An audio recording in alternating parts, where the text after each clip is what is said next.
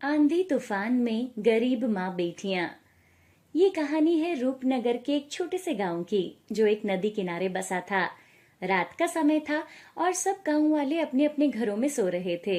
लेकिन रात को अचानक बादल और तेज आंधी तूफान के साथ बारिश होने लगी। तभी गायत्री के घर के बाहर उनका कालू कुत्ता जोर जोर से भौंक रहा था। अरे इसे क्या हो गया? ये कालू आज इतना क्यों भौंक रहा है? गायत्री देखती है कि उसकी दोनों बेटियां गहरी नींद में सो रही थी।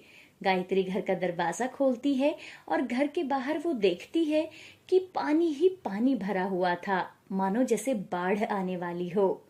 हे भगवान, ये सब क्या हो रहा है? मीरा, गीता, बेटा जल्दी उठो, गांव में नदी का पानी आ गया है, हमें जल्दी गांव से निकलना होगा। मीरा और गीता दोनों जल्दी से उठते हैं और उनकी माँ उन्हें जल्दी जल्दी कुछ जरूरी सामान दे देती है। बेटा जल्दी निकलो और साथ के घर वालों को भी जल्दी से जगाओ। तुम दोनों उस तरफ जाओ, मैं इधर जाकर सबको उठाती हूँ। माँ, मैं आपके साथ चलती हूँ। नहीं बेटा, हम सबको जल्दी उठाना है, तुम दोनों उधर जाओ। तीनों सबके घरों के बाहर जाकर उनको उठाते हैं। ताई जी जल्दी उठो, गांव में नदी का पानी भर रहा है, कुछ देर में बाढ़ आ जाएगी।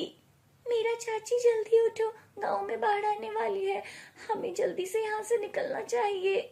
माँ बेटियों ने सबको उठा दिया। कालू भी सबके दरवाजे के सामने जाकर जोर जोर से भौंक रहा था।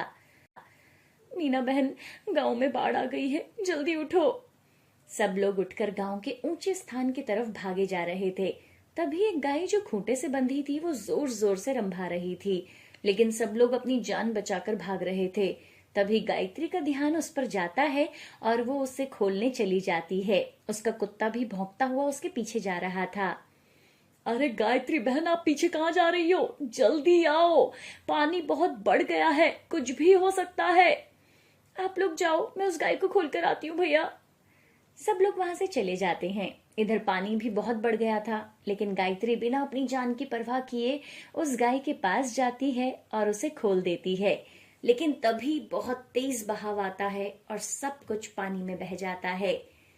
गांव के सब लोग ऊंचाई वाले हिस्से में खड़े थे। मीरा और गीता भी वहां खड़ी थी।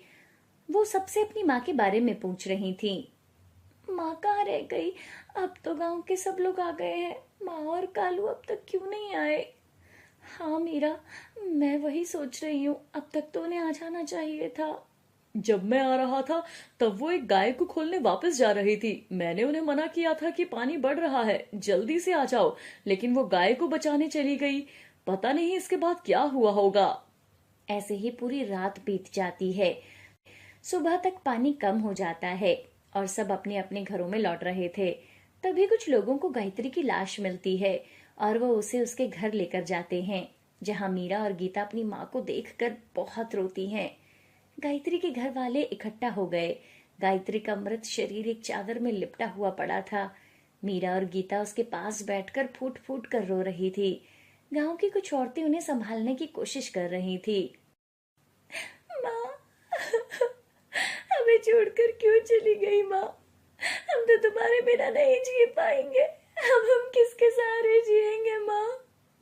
हाय गायत्री बहन, सबको बचाते हुए खुद ही बाढ़ का शिकार हो गई। अब कौन देखेगा दोनों बच्चियों को? बेचारी दोनों अकेली रह गई। भगवान भी न जाने कैसे कैसे रंग दिखाता है। अपनी आंखों से अपनी बेटियों का घर बसता देख लेती तो उसकी आत्मा को भी शांति मिल जाती। और गीता और मीरा पर अचानक दुखों का पहाड़ टूट पड़ता है। ये कहानी है रूपनगर के एक छोटे से गांव की, जो एक नदी के किनारे बसा था, जहां गायत्री अपनी दो बेटियों के साथ रहती थी। गायत्री के पति अशोक अब इस दुनिया में नहीं थे। वो कुछ साल पहले एक बीमारी के चलते उनका देहांत हो गया था। हर रोज की तरह एक सुबह सुबह सुबह का समय था और चारों तरफ हल्के से पक्षियों की चहचहाने की आवाजें भी आ रही थी। तभी छोटी सी झोपड़ी का दरवाजा खुलता है, जिसके बाहर एक कुत्ता भौंक रहा था। माँ, खाने के लिए कुछ बना है कि नहीं? मेरे पेट में तो चूहे कूद रहे हैं और देखो बाहर कालू का भी यही हाल है। हाँ हाँ, वो गीता ने चाय चढ़ा दी है, थोड़ी सी रात की रोटी भी है, वो गर्म कर देती हूँ, वही सब खा लेंगे। गायत्री रात की रोटी को गर्म करने लगती है। माँ आप आराम से बैठो, मैं कर देती हूँ। उसके बाद मैं और मीरा ना खेत में जाते हैं, आज सिंचाई जो करनी है। हाँ बेटा, खेत ही तो है जो 2 वक्त की रोटी दिलाते हैं, वरना तो पता नहीं हमारा क्या होता। गायत्री थोड़ी रोटी बाहर खड़े कालू को भी देती है। ये ले कालू, आज यही मिलेगा तुम्हें भी। उसके बाद माँ बेटियां चाय के साथ रात की रोटी खाकर अपने औजार लेकर अपने खेतों की तरफ जाती हैं और खेत में काम करना शुरू कर देती हैं। दोपहर का समय था। कड़ी धूप में गायत्री और उसकी बेटियां काम कर रहे थे। गर्मी का मौसम और तेज धूप थी। तीनों बिना चप्पल बिना छाव के काम में जुटे हुए थे। ये मिट्टी भी अब फल नहीं देती। बीज डालती हूँ तो सोचती हूँ इस बार कुछ पैसे जोड़ कर रखूंगी और बेटियों के हाथ पीले कर दूंगी। माँ आप हमारी चिंता मत करो, हम मेहनत तो कर रहे हैं, देखना दीदी की शादी जल्दी होगी। हाँ बेटा, लेकिन उससे पहले एक अच्छा लड़का भी तो मिलना चाहिए जो मेहनती और ईमानदार हो। माँ मैं तो कहती हूँ आप हमारी शादी करना रहने दो, हम तीनों साथ में कितने खुश हैं। हम ऐसे भी तो रह सकते हैं ना माँ, हम आपकी खूब सेवा करेंगे। वैसे भी हम शादी करके चले जाएंगे तो आपका क्या होगा। मैं अपना ध्यान रख लूंगी, तुम दोनों मेरी चिंता मत करो। अब तो बस तुम्हारे पिता की आखिरी इच्छा पूरी कर दूं। वो चाहते थे कि तुम दोनों की शादी अच्छे घरों में हो। अगर आज तुम्हारे बाबा होते तो हमारे दिन ऐसे ना होते। माँ आप इतना क्यों सोचती हो, हम आपके साथ बहुत खुश हैं। मैं तो बस डरती हूँ समाज से और यहाँ के लोगों से। ओ माँ, आप इतनी चिंता मत करो, चलो अभी घर चलते हैं, देखो शाम हो गई है। तीनों घर जा रहे थे और रास्ते में पुजारी जी चौपाल पर बैठे हुए थे। बेटा तुम दोनों घर जाओ, मैं पुजारी जी से कुछ बात करके आती हूँ। गायत्री पुजारी जी के पास जाती है और उनके पास आकर धीरे से बात करती है। पंडित जी, आप तो सब जानते हैं, मेरी बेटियां अब शादी के लायक हो गई हैं। कोई अच्छा लड़का हो तो मुझे जरूर बताना। गायत्री बेटा, तुम तो जानती हो अब जमाना कैसा है। लोग लड़की से पहले दहेज मांगते हैं, जमीन जायदाद पूछते हैं, और तुम्हारे पास तो। पुजारी जी, मैंने अपनी बेटियों को बहुत अच्छे संस्कार दिए हैं, इसके अलावा मुझे भागन के पास उन्हें देने के लिए कुछ नहीं है। ऐसे बोलते ही गायत्री की आंखों में से आंसू आ जाते हैं। अच्छा ठीक है, देखता हूँ। एक दो परिवार हैं जो सीधे साधे हैं, बात करूंगा उनसे। लेकिन लेकिन क्या पंडित जी, तुम्हें थोड़ा बहुत दहेज की बात सोचनी पड़ेगी। ये तो समाज का चलन है ना बेटी। गायत्री पंडित जी से बात करके अपने घर आती है, लेकिन आज वो बहुत परेशान और चिंता में थी। इधर रात के समय दोनों बहनें घर पर चावल पका रही थी। दोनों की नजर अपनी माँ पर पड़ती है। माँ देखो, आज हमने चावल बनाए हैं, आपको भूख लगी होगी ना। मुझे भूख नहीं है, तुम खाओ। गायत्री अपने कमरे में जाकर सो जाती है। दीदी, माँ कितनी परेशान रहती है, हम कुछ कर भी नहीं पा रहे हैं। मीरा, मैंने सोच लिया है, मैं शहर जाऊंगी नौकरी ढूंढने, कुछ भी करूंगी, पर माँ को इतना परेशान नहीं देख सकती। हाँ दीदी, और मैं यहीं रहकर ना खेती करूंगी और माँ को संभालूंगी। जब तक आप पैसे भेजोगी मैं घर संभाल लूंगी। हम एक दिन ना माँ का सपना पूरा करेंगे दीदी। तभी, दीदी ये सब क्या हो गया। वो काली रात में दोनों बहनों का सब कुछ लुट गया। कुछ देर के बाद शमशान घाट पर गायत्री की चिता को जला दिया गया। गीता और मीरा बेहोशी जैसी हालत में बैठी हुई थी। उनके चेहरों पर आंसुओं की धारा बह रही थी, पर मन में सिर्फ खालीपन और भविष्य का डर था। कुछ दिन के बाद, मीरा, माँ हमेशा हमें खुश देखना चाहती थी, हमें वो ऐसे देखकर बहुत दुखी होगी। माँ और कालू ने लोगों को बचाने के लिए अपनी जान तक की परवाह नहीं की। अब हमें भी अपने लिए कुछ करना चाहिए। अब जो होगा हम दोनों साथ मिलकर करेंगे। और ऐसे ही समय बीत रहा था। 1 महीने के बाद, मीरा, मुझे कोई काम नहीं मिला और ना कोई सहारा, बस यही जमीन और झोपड़ी बची है। तभी बाहर से एक आवाज आती है। ओ लड़कियों, जल्दी बाहर आओ। गीता और मीरा जल्दी से घर के बाहर आते हैं। सामने एक लंबा चौड़ा मोटा सेठ गुलजारी लाल अपने आदमियों के साथ खड़ा था। नमस्ते सेठ जी, आप यहाँ, क्या हुआ, कोई काम था क्या। अरे नमस्ते बाद में करना। तुम्हारी माँ ने अपने पति अशोक की बीमारी के इलाज के लिए मुझसे 50,000 रुपए का कर्ज लिया था। अब वो दोनों मर गए हैं तो कर्ज तुम दोनों को चुकाना होगा। देखिए, आप थोड़ा तमीज से बोलिए। अच्छा, तो अब तुम हमें तमीज सिखाओगी?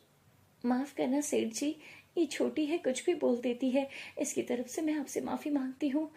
अब तो हमारे पास खाने तक के लिए कुछ नहीं है। आप हमें थोड़ा समय दे दीजिए। अगर हफ्ते भर में पैसे नहीं दिए तो ये जमीन और झोपड़ी मेरी हो जाएगी। दस्तखत करवाने की जरूरत नहीं है, सब पहले से लिखा जा चुका है। नहीं सेठ जी, ये जमीन बाबा और माँ की जान थी। कम से कम कुछ तो रहम कीजिए। अब कोई रहम नहीं होगा। मुझे मेरे पैसे चाहिए, नहीं तो ये घर खाली करो। सेठ घमंडी अंदाज से दोनों को धमकाता है और वहां से चला जाता है। दोनों बहनें सुन्न होकर खड़ी रह जाती हैं। उस दिन दोनों बहनें बिना कुछ खाए पिए सो गई। माँ और पापा की छोड़ी जमीन भी अब हमारी नहीं रहेगी।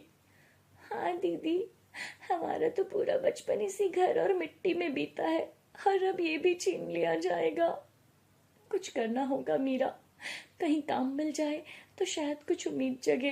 कल ही काम देखना पड़ेगा। अगले ही दिन मीरा घर का काम करती है और गीता गांव में ही अमीर लोगों के यहाँ काम करने लगी। इस तरह पूरा हफ्ता बीत गया। 7 दिन के बाद सेठ गुलजारी लाल फिर आया। इस बार उसके साथ 2 और आदमी थे, एक नौकर और एक पटवारी भी था। गीता काम करने गई हुई थी और मीरा आंगन में झाड़ू लगा रही थी। अरे ओ लड़की, चल जल्दी मेरे पैसे दे, तुम्हारा समय पूरा हो गया। सेठ जी, मेरी बहन काम करने गई है, हम जल्दी आपके पैसे लौटा देंगे।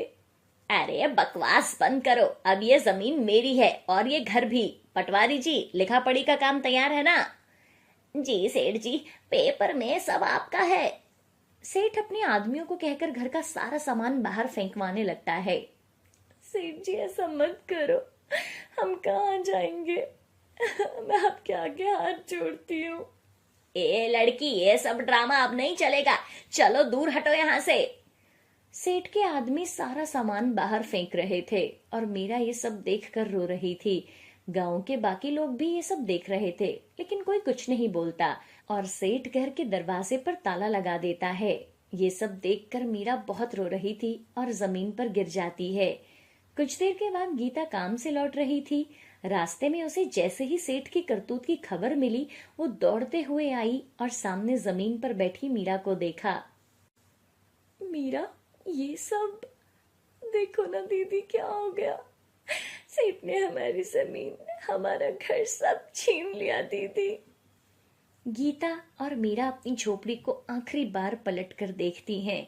उनकी आंखों में आंसू थे, सर पर एक छोटी पोटली और हाथ में सिर्फ एक दूसरे का सहारा था। चलो मीरा, अब इस गांव में कुछ नहीं बचा, बस यादें और दर्द ही है यहाँ।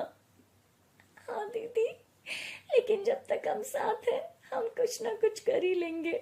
माँ और बाबा की आत्मा हमें देख रही होगी। बहुत जल्दी हम अपना घर जरूर वापस लेंगे। दोनों बहनें जंगल की ओर बढ़ती जाती हैं। शाम का समय था और अंधेरा होने लगा था।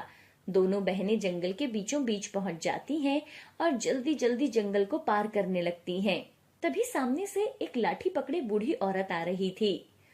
अरे बेटी, तुम दोनों कहाँ जा रही हो? चेहरे से तो लग रहा है कोई भारी दुख लेकर निकली हो। दादी, हम अपना घर खो बैठे हैं। माँ और पापा की मौत के बाद सेठ ने हमारी जमीन और झोपड़ी दोनों छीन ली। अब हमारे पास न पैसा है और न कोई ठिकाना। मैं पास ही के गांव में रहती हूँ, तुम मेरे साथ चलो। रात के समय ऐसे घूमना सही नहीं है। अम्मा जी, हमने तो खेतों में भी काम किया है, चूल्हा भी जलाया है और बर्तन भी मांजे हैं। हम आपके पास कोई भी काम कर लेंगे। इसके बाद दोनों बहनें बूढ़ी अम्मा के छोटे से घर में पहुंचते हैं। झोपड़ी साफ सुथरी थी, सामने तुलसी का पौधा और बगल में रंग बिरंगे फूलों के पेड़ थे। ये मेरा घर है बेटियों, छोटा है पर तुम यहाँ रह सकती हो। दादी, आपने जो किया वो कोई अपना ही करता है। हम कर्जदार हैं आपके।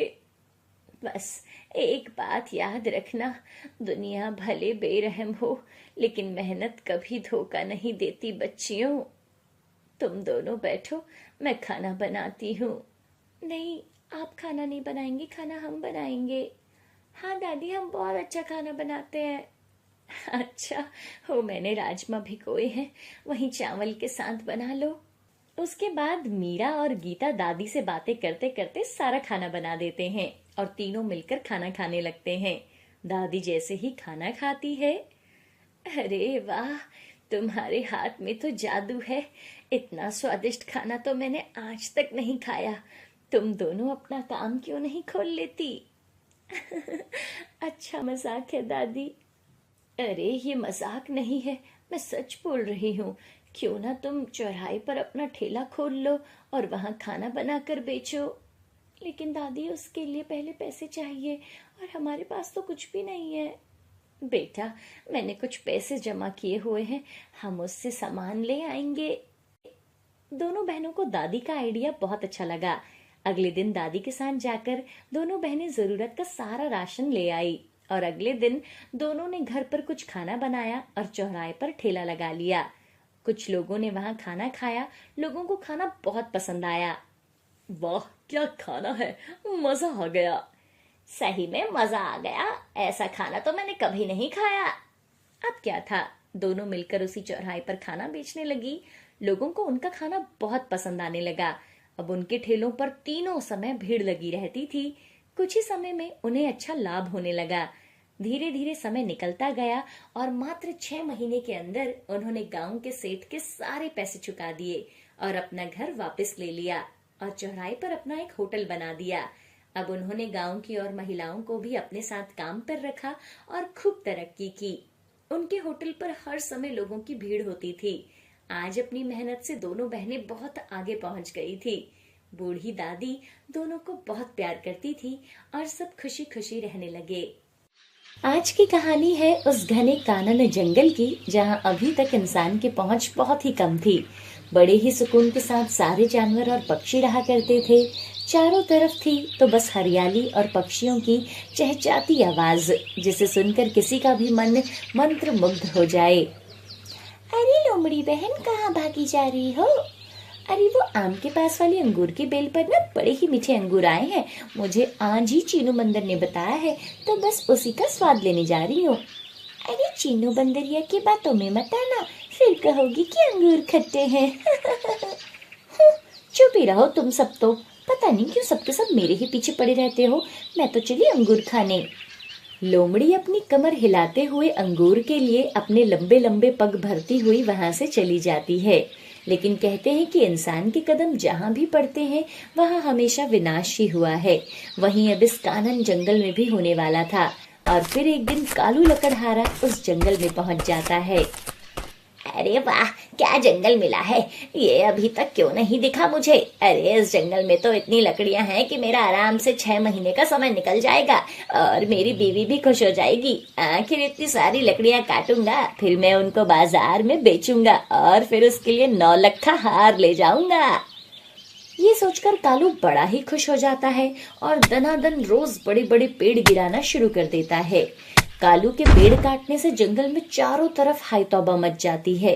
सारे जानवर जंगल में परेशान होकर इधर उधर भागने लगते हैं और हर तरफ बस तबाही ही तबाही का मंजर होता है। भालू भैया, आपने क्या सोचा है?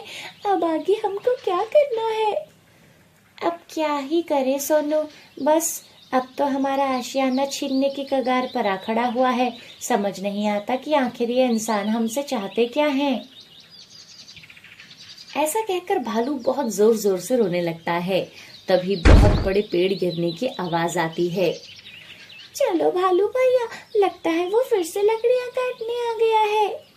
इधर कालू रोज इतनी सारी लकड़ियां काटकर बाजार में बेच रहा था, उधर गांव के सब लोग हैरान थे कि वो इतनी अच्छी और बढ़िया लकड़ियां आखिर कहाँ से ला रहा है। कालू भैया, आप इतनी अच्छी लकड़ियां कहाँ से ला रहे हैं? मुझे तो बहुत दिन से कहीं लकड़ी नहीं मिली। मैं बहुत परेशान चल रहा हूँ। मेरे घर पर अब खाने के लिए राशन भी खत्म होने को आया है। भैया, मेरी मदद कीजिए। अरे तुझे लकड़ियां नहीं मिल रही तो इसमें मैं क्या करूं? ये तो तू देख। और फिर तो तू भगवान को बहुत मानता है ना, सबको ज्ञान देता फिरता है ना। बोल ना अपने उस भगवान को, वो आकर करेंगे तेरी सहायता। कालू की ये बात सुनकर नंदन बिना कुछ कहे वहां से दुखी होकर चला जाता है और घर जाकर अपनी पत्नी से कहता है, सुनो भाग्यवान, मैं क्या करूं, कुछ समझ ही नहीं आ रहा है। आज फिर से कहीं भी लकड़ी काटने को नहीं मिली। अरे तो तुम एक ही निराले हो जो तुमको लकड़ी नहीं मिलती और ना ही कोई और काम मिलता है करने को। वो देखो कालू की पत्नी रोज बढ़िया से बढ़िया साड़ी पहनकर निकलती है, लेकिन एक मुझ अभागन को देखो, ये फटी साड़ी पहने घूम रही हूँ। और वो देखो मेरे बच्चे फटे हाल में घर से बाहर खेल रहे हैं। अरे मालती, तुम हमेशा इतना कड़वा क्यों बोलती हो? अरे भगवान के घर देर है अंधेर नहीं। मुझे अपने ईश्वर पर पूरा भरोसा है, वो मेरे साथ कभी गलत नहीं होने देगा। अरे तो बुला लो ना अपने उसी ईश्वर को और कह दो कि आकर हमें रोटी दे जाए। अच्छा, थोड़ा शांत हो जाओ और यहाँ बैठो। हर वक्त ये गुस्सा नाराजगी ठीक बात नहीं है। मैंने उस कालू से पूछा भी था, लेकिन उसने बताया नहीं कि वो रोज इतनी लकड़ियां कहाँ से ला रहा है। अरे तो तुम अपना दिमाग क्यों नहीं लगाते? एक दिन उसके पीछे जाकर देख लो ना कि वो कहाँ से काट कर ला रहा है। लेकिन मालती, ये तो चोरी हुई ना। अरे वो पेड़ जिनको वो काट रहा है, क्या वो उसके बाप दादा ने लगाए हुए हैं जो चोरी हुई? अरे तुमसे नहीं जाया जा रहा ना, तो मुझे बताओ, मैं देख के आती हूँ कल। नहीं नहीं, मैं कल खुद ही जाकर देखता हूँ। अगले दिन नंदन कालू के पीछे जाकर देखता है तो वो खुद भी हैरान रह जाता है कि इतना घना और सुंदर जंगल इतने पास होने के बावजूद उससे अछूता कैसे रह गया। उस जंगल को देख नंदन की आंखों में चमक आ जाती है और वो भी जंगल में जाकर लकड़ियां काटने लगता है।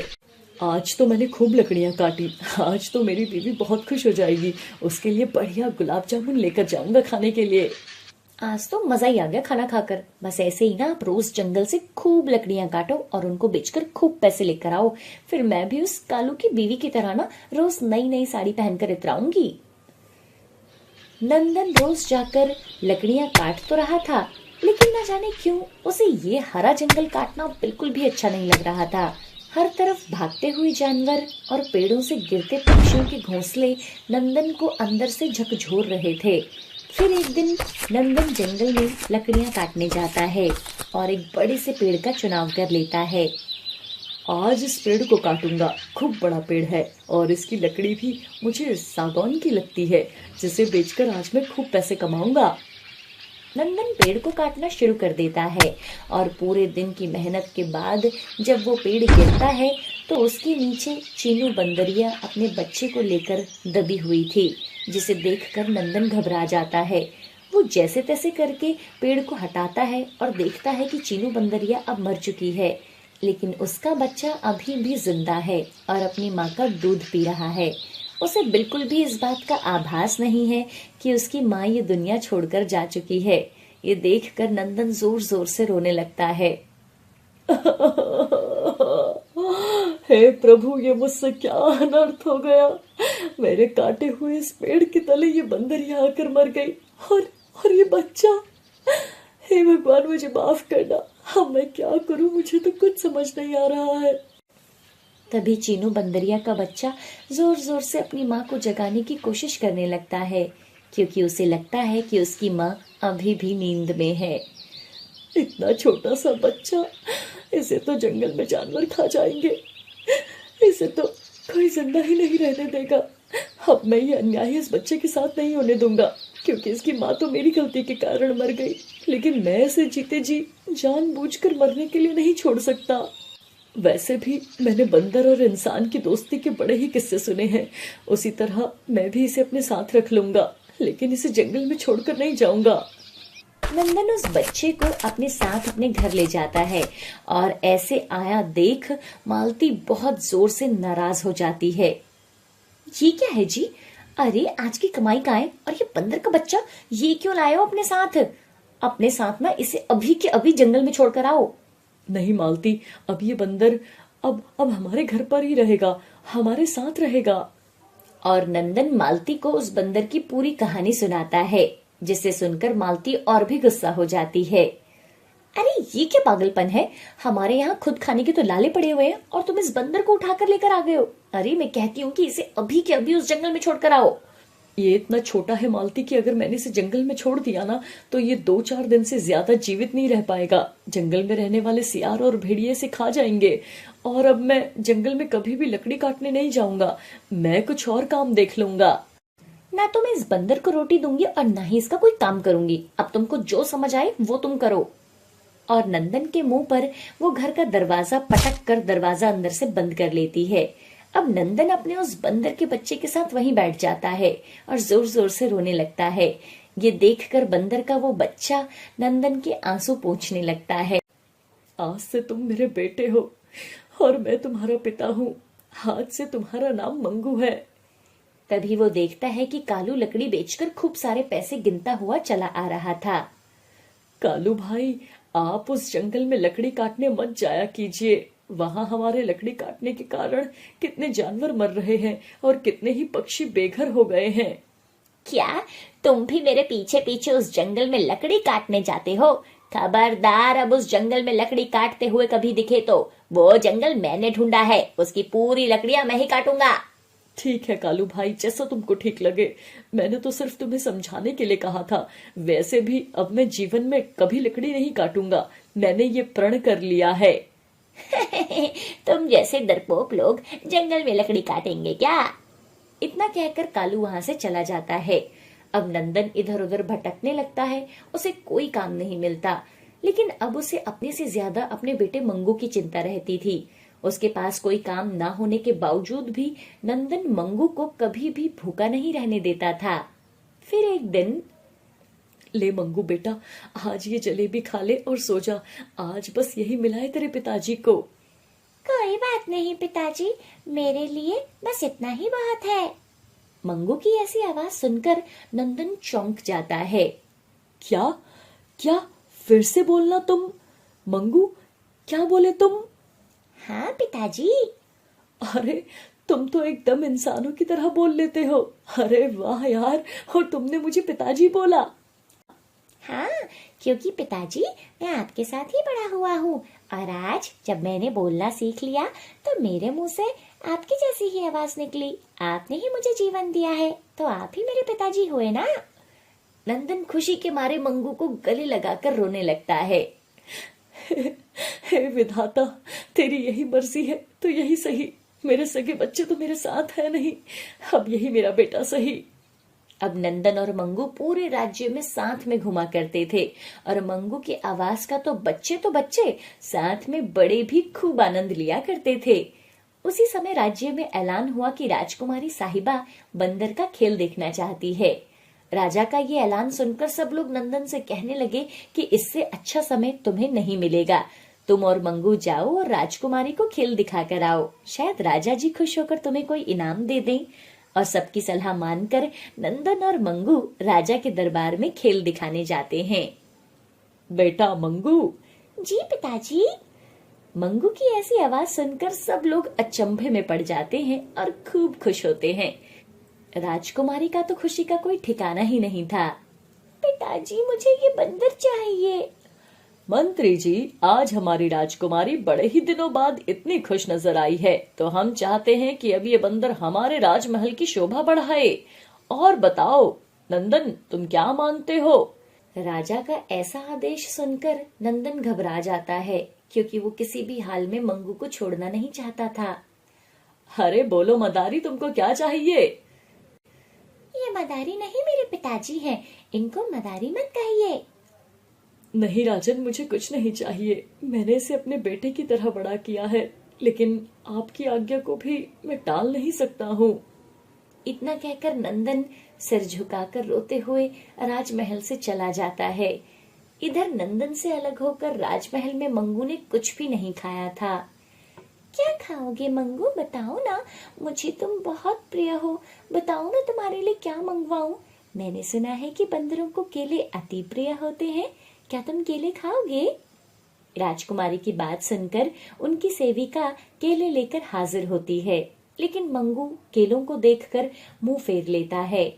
इधर मंगू को छोड़कर नंदन का भी मन कहीं नहीं लग रहा था। वो अपने घर अपनी बीवी और बच्चों के पास जाना चाहता था, लेकिन उसे पता था कि उसकी बीवी उसे बिना काम मिले घर में घुसने नहीं देगी। इसलिए वो काम की तलाश करने लगता है और ऐसे करते हुए पूरे 2 दिन निकल जाते हैं। वाह ऊपर वाले, तेरी माया, कहीं धूप कहीं छाया। फिर एक दिन नंदन काम की तलाश में राज्य में भटक रहा होता है। तभी वो देखता है कि एक बढ़िया और ऊंचा सा घर ठीक उसी जगह बना हुआ था जहां उसके दोस्त कालू का घर था। वो वहां गुजरने वाले एक व्यक्ति से पूछता है, क्यों भाई, ये किसका घर है? यहाँ तो मेरे दोस्त कालू का घर हुआ करता था। अरे दोस्त, ये तो कालू भाई का ही घर है। अब वो बहुत पैसे वाला आदमी बन गया है। वाह रे ऊपर वाले, तेरी माया, कहीं धूप कहीं छाया। आज मैं अच्छा काम करके भी दर दर की ठोकर खा रहा हूँ, और एक ये है जिसने पूरा जंगल काट दिया। उधर राजमहल में मंगू की हालत बिगड़ती देख राजा ने अपने सिपाहियों से कहकर नंदन को राजमहल में बुलवाया। सुनो नंदन, ये तुम्हारा बंदर हमारी राजकुमारी को अति प्रिय है, और हमें ऐसा प्रतीत होता है कि इस बंदर को आप अति प्रिय हैं। तो हम चाहते हैं कि आप भी अब इस बंदर के साथ राजमहल में ही रहिए और हमारे यहाँ काम करने वाले हमारे सेवकों के साथ काम कीजिए। आपका बहुत बहुत शुक्रिया महाराज, आपका बहुत बहुत शुक्रिया। अब नंदन और मंगू पूरे दिन राजमहल में अटखेलियां करते और राजकुमारी भी बंदर को ऐसा करते देख बड़ा खुश होती थी। नंदन ने भी अपने हुनर के मुताबिक राजमहल की बागबानी का काम चुना था। लीजिए महाराज, आपकी सेवा में ये मीठे मीठे लजीज सेब हाजिर है। वाह नंदन, तुम्हारी जितनी तारीफ की जाए उतनी कम है। तुम वाकई में बेहद हुनरमंद इंसान हो। हमारे किसी भी माली ने हमें इतने स्वादिष्ट और मीठे फल नहीं खिलाए। आज से हम तुम्हें अपना माली प्रमुख के पद पर नियुक्त करते हैं। आज से हमारे राज्य के सारे बाग बगीचों को तुम ही संभालोगे। ऐसा सुनकर नंदन बहुत खुश हो जाता है और राजा को प्रणाम करके वहां से चला जाता है। लेकिन कोई था जो नंदन की इस खुशी में खुश नहीं था। पुरुषोत्तम, जो अभी तक राजमाली था, अब ये सुनकर वो रोज नए षड्यंत्र रचने लगता है। फिर अगले ही दिन पुरुषोत्तम अपने आदमियों को बुलवाता है। देख रहे हो अब राजमहल में क्या हो रहा है। अब ये बाहर के नए लोग आकर पुरुषोत्तम से पुश्तैनी काम छीनेंगे। अरे मेरी 4 पीढ़ियां यही काम करती आई हैं, और अब मुझे इस नंदन के नीचे रहकर ये काम करना होगा। ये मैं कतई बर्दाश्त नहीं करूंगा। इसके लिए कुछ ऐसी योजना बनाओ जिससे एक बार में ही यह आदमी और इसका बंदर दोनों ही राजमहल से बाहर फेंक दिए जाएं। अरे मेरे पास एक विशेष योजना है, अगर आप कहें तो, और ऐसी सटीक है कि कोई भी इसमें फंसे बिना नहीं रह सकता। अगले ही दिन पूरे राजमहल में शोर था कि राजकुमारी जी का रत्न जड़ित मुकुट कहीं चोरी हो गया है, जिसे सुनकर हर कोई परेशान था। ये बड़े ही आश्चर्य का विषय है कि आज तक हमारे राजमहल में कभी एक सुई इधर से उधर नहीं हुई, और कल हमारी राजकुमारी जी का इतना बड़ा राजमुकुट कैसे चोरी हो गया। अगर आप कहें तो हम एक नए मुकुट के लिए अपने जौहरी को बुलवा भेजें। आप कैसी मूर्खतापूर्ण बातें कर रहे हैं मंत्री जी। वो हमारे पुरखों की विरासत है, हम उसे ऐसे ही नहीं जाने देंगे। हम उसे सर्वोच्च दंड देंगे जिसने उसे चुराया है। राजा की ऐसी बातें सुनकर पुरुषोत्तम और उसके साथी एक दूसरे को देखकर मुस्कुरा रहे होते हैं, क्योंकि उनको तो पता था कि उन्होंने आगे क्या सोच रखा है। तभी वहां पुरुषोत्तम आता है। महाराज, मुझे तो ऐसा ज्ञात होता है कि राजकुमारी जी का मुकुट उस आम के बाग में ही कहीं होना चाहिए जिसमें राजकुमारी जी कल शाम के समय खेल रही थी। हाँ, हो सकता है पुरुषोत्तम, तुम्हारी बात ठीक हो। अब राजकुमारी जी के उस मुकुट के लिए पूरे बाग में खोज शुरू हो जाती है। थोड़ी ही देर में विमल मुकुट लेकर आता है। महाराज देखिए, ये मुकुट मुझे उसी आम के बगीचे में मिला है। ये वहाँ बाग में मिट्टी में दबा हुआ था जिसमें राजकुमारी जी कल शाम को खेल रही थी। और आपकी जानकारी के लिए बता दे महाराज, उस बाग की पूरी जिम्मेदारी अब नंदन के कंधों पर है। इसका मतलब ये मुकुट नंदन ने। इतना कहकर विमल चुप हो जाता है। अरे तुम शांत क्यों हो गए? मुझे लगता है तुम बिल्कुल ठीक कह रहे हो। ये मुकुट नंदन ने ही चोरी करके वहां दबा दिया होगा। नंदन को राज दरबार में हाजिर किया जाए और उसके लिए उचित दंड की व्यवस्था की जाए। महाराज, हमें बाहर के लोगों को इस तरह राजमहल में पनाह नहीं देनी चाहिए। तब तक नंदन दरबार में आ चुका था। जी महाराज, आपने मुझे याद किया। सुनो नंदन, ये मुकुट हमें उसी आम के बाग में मिला है जिसकी देखरेख तुम करते हो। इसका तो यही मतलब हुआ कि तुमने ही इस मुकुट को चुराया है। तुमसे मुझे ऐसी उम्मीद नहीं थी नंदन। क्या महाराज? नहीं महाराज, मैंने ऐसा नहीं किया। मैं ऐसा अपराध कतई नहीं कर सकता हूँ। ऐसा कहते हुए नंदन रोने लगता है। तभी राजमहल में राजकुमारी का प्रवेश होता है। नहीं पिताजी, ये चोरी नंदन ने नहीं की है। वो ये चोरी कर ही नहीं सकता पिताजी। लेकिन बेटी, तुम इतने विश्वास के साथ ये बात कैसे कह सकती हो? क्योंकि पिताजी, कल नंदन माताजी को तीव्र ज्वर होने के कारण अपनी विभिन्न जड़ी बूटियों से उनका उपचार करने के कारण उनके कक्ष में ही थे। तो फिर ये चोरी कैसे कर सकते हैं पिताजी? अच्छा, तो ऐसी बात है। इनको जड़ी बूटियों का भी ज्ञान है। ये तो अति उत्तम बात है। लेकिन फिर चोरी किसने की है?